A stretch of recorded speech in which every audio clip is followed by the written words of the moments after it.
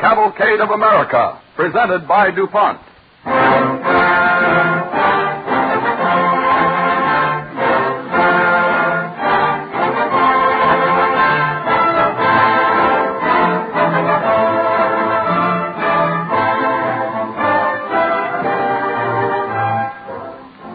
The story that will be dramatized this evening on the Cavalcade of America, presented by DuPont, is the story of the Christmas seal.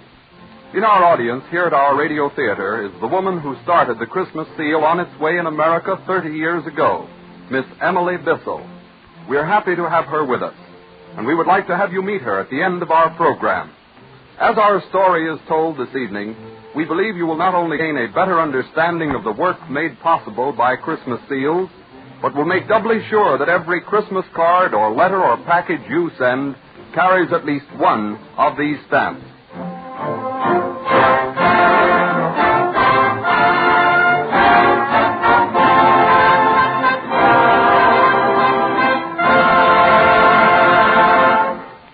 As our overture, Don Voorhees and the DuPont Cavalcade Orchestra bring us a selection of Cole Porter's music from the new motion picture Born to Dance.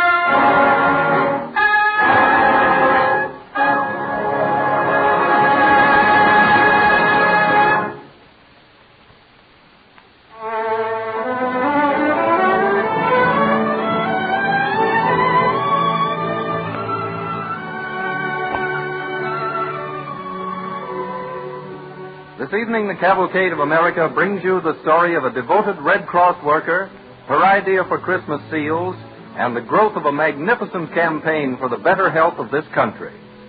We take you back to the winter of 1907 in the city of Wilmington, Delaware. Miss Emily Bissell, secretary of the local Red Cross, calls on a young widow. Good morning, Mrs. Lang. Oh, Miss Bissell, come right in. I was hoping you'd get here. I got your note and I came just as soon as I could. I'm on my way to a Red Cross meeting. I know you're busy, Miss Bissell, but...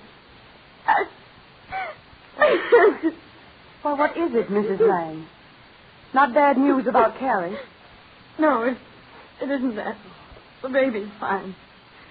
All she needed was to get to the country, to have fresh air and better food than I could afford to give her. Oh, I'm so glad she's doing well, Mrs. Lang. You know, I think that 3 or 4 months in our pavilion will send her back to you greatly improved in health. I hope so. Miss Bissell, the thing we were afraid of has happened. Oh. The doctor said yesterday that Johnny has one lung affected, too. Oh, Mrs. Lang, I'm so sorry. Poor brave little Johnny. All day yesterday, I tried to realize it. Miss Bissell, since my husband died 2 years ago, and my little girl got sick, and now my boy, it doesn't seem fair. Now, you mustn't despair like this. After all, we were afraid of it. We didn't get Carrie away from this house yet soon enough. But he was always so strong. I never thought that he could... Well, we'll get Johnny out to the pavilion right away. Today, if I can manage it. Well, that's the trouble. Johnny can't go. Why not? The doctor said he couldn't. There's no more room, not a single bed. Oh, well, that's ridiculous. Why, there may be some temporary mix-up out there, but there'll be a place for Johnny. I'll see to that. Oh, thank goodness, Miss Bissell. I was sure you'd help me. Why, that pavilion was started just to help poor people with lung trouble, Mrs. Lang. And it's going to cure Johnny, I know. Now, I'll go right down and see Dr. Wales. Mom! Oh, Mom! There he is now. Oh, Johnny. Oh, hello, Miss Bissell. I didn't know you were here. Come here to me a minute, Johnny. He shouldn't be up, but it's so hard to keep him put. Miss Bissell, do you know what the doctor told me? He said I'm sick in my chest like Sister was. Yes, I know, dear. And you'll have to learn to be quiet for a while. That's hard for little boys, isn't it? Well, it'd be easier if I could go out where my sister is. And that's just where you're going. Well, I'd better get started for Dr. Wales' office right now. Goodbye, Johnny. You'll get back into bed now. I will. I'll be waiting for you, Miss Bissell. All right. Goodbye, Mrs. Lang. I'll hurry back. Goodbye, Miss Bissell. Thank you so much.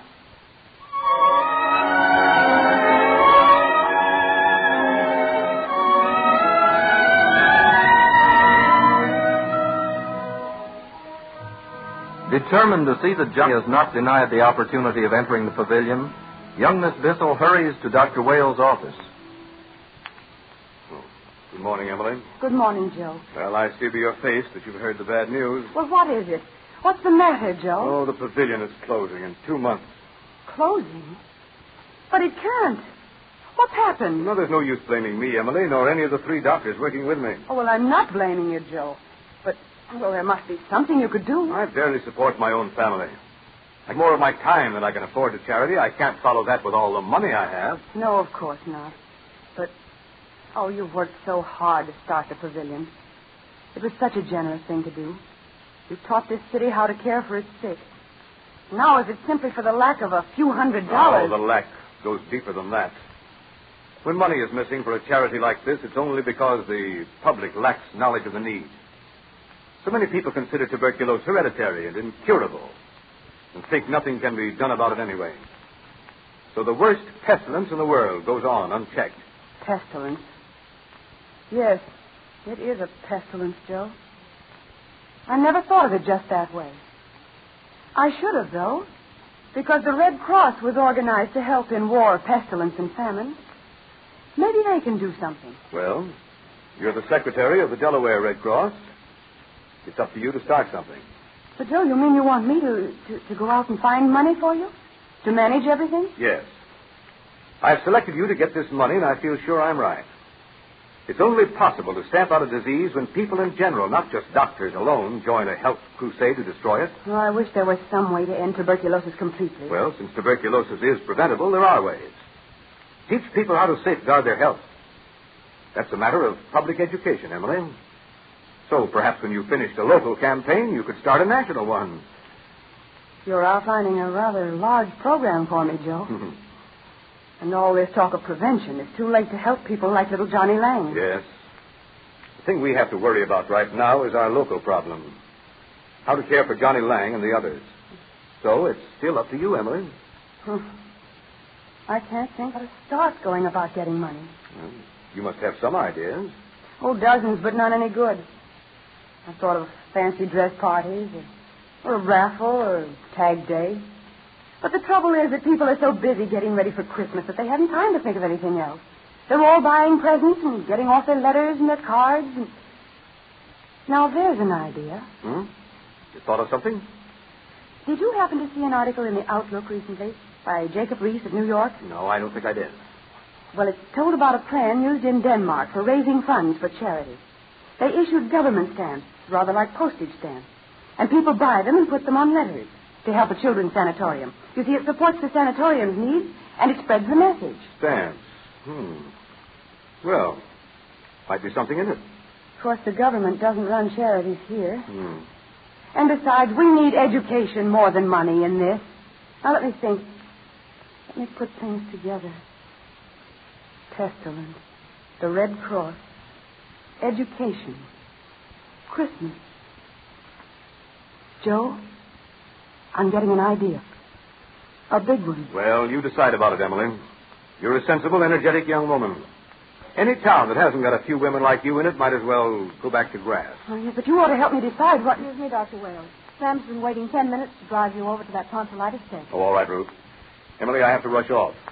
Since this cold wave, you won't find a doctor in town who will have time to help you, but good luck. Well, I don't know where I'd get money to print the stamp. Borrow it from somebody. And I suppose you have to design a stamp before you print it. Do it yourself. All right. I will. A holly wreath, the Red Cross, Merry Christmas. That's easy enough. Well, everyone in town will laugh and say I've got some silly notion that won't work. But I don't care what they say. I'll be too much haunted by what a failure will mean to Johnny Lang and the others. Maybe that fear will help me make it a success.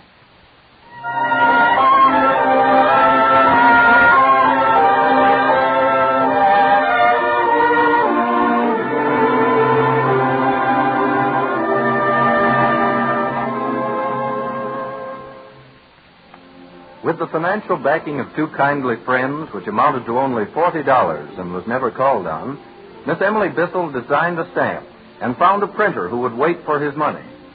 She wrote to Washington and got permission to use the insignia of the National Red Cross for her venture. On December 7th, the day the sale in Wilmington is to start, she pays an early morning call. Johnny, are you in here? Oh, Miss Bissell. Sure, I'm here. Mom's work. Oh, maybe I woke you up. If I did, I'm sorry. No, ma'am, you didn't. I was just lying here thinking. Gee, all the packages look like Santa Claus. No, Johnny, these aren't Christmas packages. I'm on my way down to the post office. I've got some signs to put up and some boxes. Look here. Can you read this sign? Christmas stamps, 1 penny apiece. Issued by the Delaware Red Cross, the Stamp Out for White Plate. That's right. What's this underneath, a poem? Put this stamp with message bright on every Christmas letter. Help the tuberculosis fight and make the new year better. These stamps do not carry any kind of mail, but any kind of mail will carry them. Well, that isn't much of a poem, Johnny, but it was the best we could do in a hurry. And anyway, we won't be able to judge this poem until we see what it does for you. Is it going to do something for me? That's what I hope. You know, we saw the Postmaster General in Washington, and they're letting us sell these stamps, see? With the Red Cross and Merry Christmas on them. I can sell them right in the post office. Not at a stamp window, but at a booth in the corridor, all trimmed for Christmas. Yeah, but what for? To get money. So that you can go out to the pavilion, and so the others can stay there. Just a little stamp. Oh, dear. I'm afraid you feel about my plan like everyone else does, Johnny. You think poor Miss Bissell's got a bee in her bonnet. No, I don't think anything's wrong with you. Fine. That makes me feel better. See, if other people think I'm just plain... Well, never mind. I've got to go now, Johnny, so I'll just wrap up this sign again. I'm very glad you came to see me. I just had an idea for some reason that it would bring me luck if I stopped in here. And all day long, no matter how many people walk by these stamps with their heads in the air and don't buy any, I'll think about you and keep on trying. Mom says you'll do your best. Johnny, would you like to help me, too? Take one of these stamps, will you?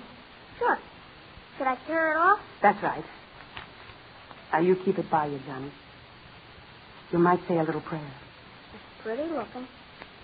Merry Christmas. If people will only buy them, that's what we'll have. A Merry Christmas.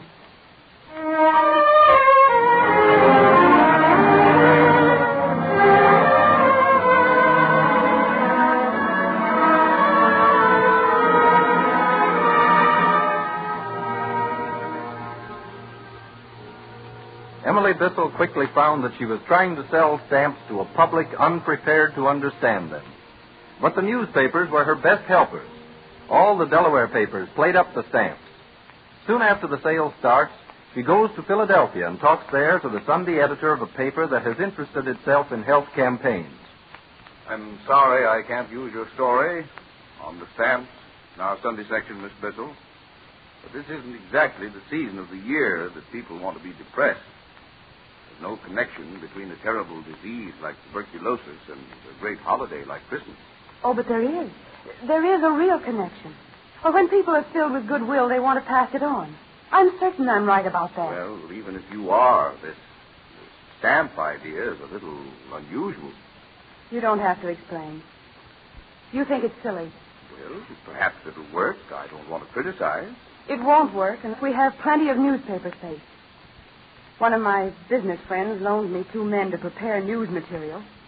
And both of them say we must get more publicity if we can, or we can't sell enough stamps. And I don't think our interest in ending disease is quite the same, Miss Bissell. You're working for a local charity. We're interested in a national campaign. Yes, but these stamps could be used anywhere. Don't you see? I'm afraid I don't.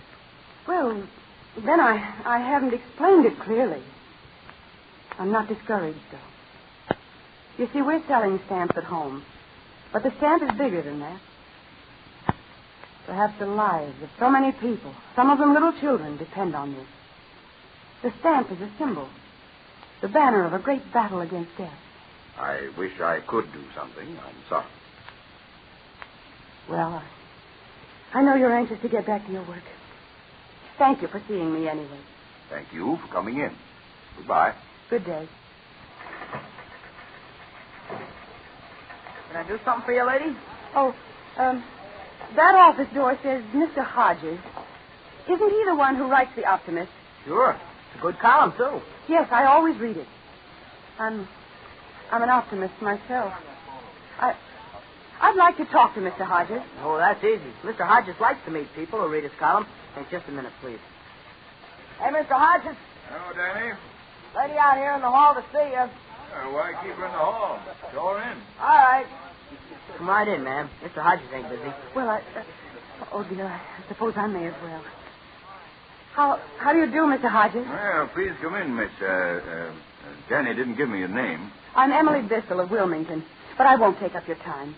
I happened to mention to the office boy that I liked your column so much, and I wanted to meet you. Well, don't go away. Sit down. Any writer likes to talk with his readers, you know. I'm a rather low-spirited public right now. I've just been asking a favor of your Sunday editor. Oh, and didn't he give it to you? No. Well, perhaps I could help you some way, Miss Bissell. Mr. Hodges, did you ever have an idea that was certain was perfectly wonderful and then find out that most people couldn't see it? Well, maybe you haven't taken your idea around to enough people yet. Is it something you're writing? Oh, no. No, it's a selling plan for a charity campaign. Would you like to read the outline I've written up about it? Well, thank you. I was afraid I'd get tongue-tied with the Sunday editor, so I put my chief arguments on paper. But I used them all and still... A campaign against tuberculosis, huh? This paper's very much interested in that. I know. That's why I made the trip up here to Philadelphia. You see, the campaign in Delaware is going well. Club women and the schools and the press are helping. But I thought that if an influential paper was already interested in the subject, we could go far. You see, my idea is bigger than Delaware or Philadelphia. It's the new tuberculosis Christmas seal stamp. Stamp? Could I see the stamp you've designed? Yes, I've got some in my purse. There. Thanks. I'm trying to place it in the Philadelphia stores, but they're not enthusiastic. If I could just find one person who would agree with me on the possibilities of selling seals, I'd feel better. You want to find just one person who believes in Christmas stamps? Well, you found him. Pardon me a second. Danny. What is it, Mr. Hodges? Go tell the editor I've got to see him right away. Well, what shall I Oh, well, tell I you? saw the editor, Mr. Hodges. You saw the Sunday editor. Now you'll see the managing editor. You see, Miss Bissell, we've been hunting for months for a way to dramatize the fight against tuberculosis. And we knew that when we found it, it would be some perfectly simple thing that we'd wonder, why didn't we think of that a year ago? Well, you found it. How many stamps have you got with you? Why, about 10. Well, we'll want 50,000 for Philadelphia. 50,000? But that's all we had printed. Then you'll have to print some more. Hurry back to Wilmington. Telephone me tonight. Oh, I will. Why, oh, what grand news this is going to be for the people back home. And for Johnny Lang. And the others. It's all the Christmas present they'll need. Say, Mr. Hodges, the boss says, what's it all about? He's kind of busy. Tell him to put everything aside. We found a way to help stand out tuberculosis.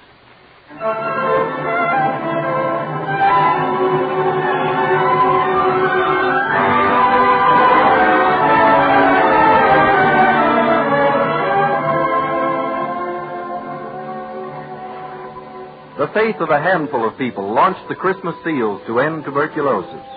The first year's sales totaled $3,000. The next year leaped to $135,000. The sale of Christmas seals over the 29 years the campaign has been going on has amounted to $83 million.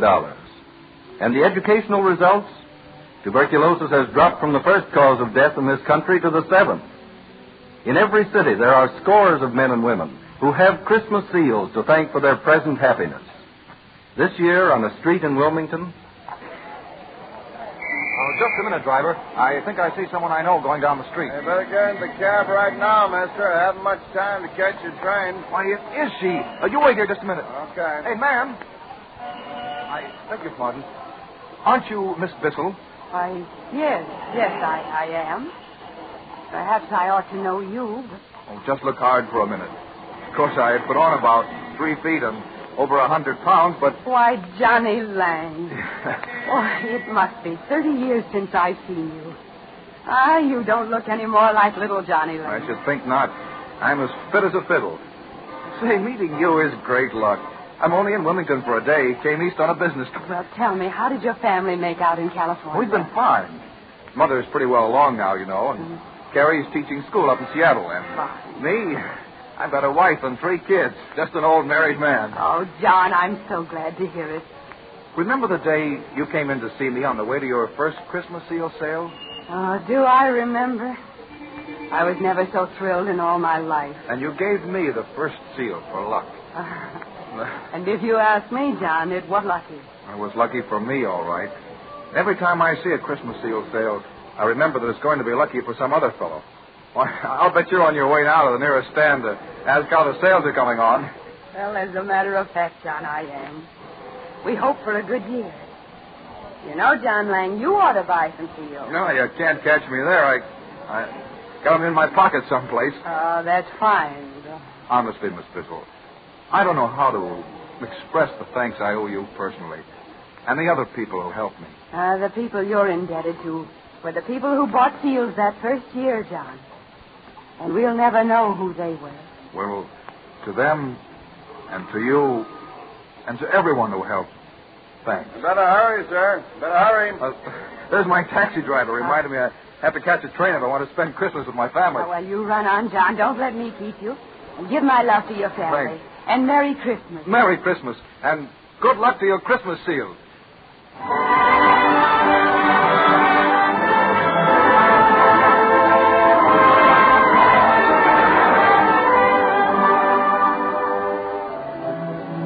Millions have been brought back to health. Millions have avoided the tragedy of illness. But the work has by no means ended. Tuberculosis still takes more lives between the ages of 15 and 40 than any other disease. The national and local tuberculosis associations throughout the country continue their work untiringly, confident that the American public, which has brought them so far on the road to success, will continue in its faith and generosity.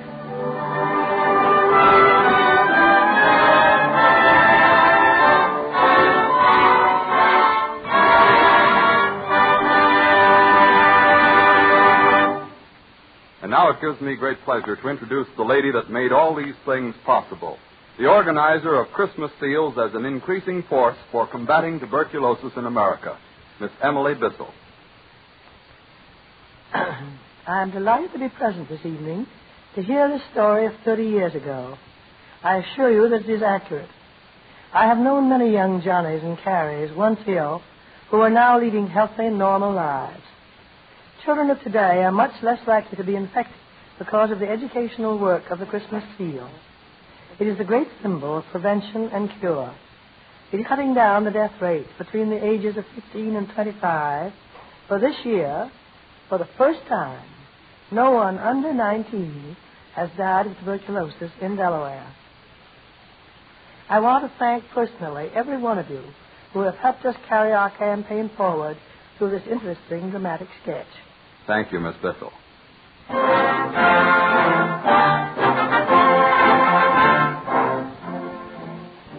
This evening we salute those marchers in the Cavalcade of America whose work makes life healthier and thus happier for all. Any effort to save lives and guard the public health concerns everyone. Let us therefore review the advances that have been made. A baby boy born in 1850 could expect to live on the average about 38 years. Today's child can look forward to a lifespan of 60 years or more. How has this been done? One of the factors in lengthening our average span of life has been the remarkable forward strides of medical and surgical science. Another has been the achievements of chemical research in producing new and better medicines and other products that serve the medical profession.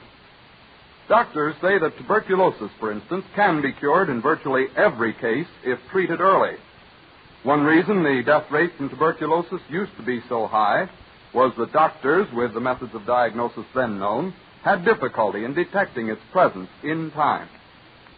The discovery of X-ray gave the medical profession an important new tool to aid in diagnosing tuberculosis and other respiratory diseases. By taking X-ray pictures of the lungs, doctors can detect the presence of tuberculosis in its various stages. DuPont research has contributed to this forward step by perfecting X-ray films that enables doctors to get clearer pictures of the human anatomy than ever before. Another important aid to physicians in diagnosing trouble is the group of products known as biological stains. These coloring compounds, when applied to samples of body tissue and the like, make it possible to see, by means of the microscope, tiny organisms such as streptococci that otherwise would not be visible. These stains thus enable doctors to diagnose a variety of diseases in time to check further ravages. Once we were dependent upon Europe for almost all the biological stains we needed, and when this supply was cut off during the war, our physicians and hospitals faced a grave situation. Today, DuPont supplies a variety of dyes for these important diagnostic aids. The DuPont company also makes chemical ingredients for many of these products that aid in the conquest of disease. Its contributions to the protection of human health give deep and lasting meaning to the DuPont phrase, better things for better living through chemistry.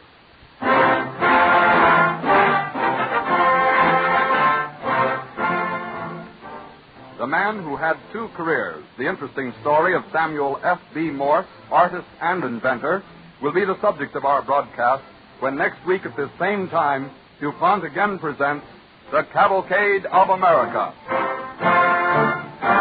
This is the Columbia Broadcasting System.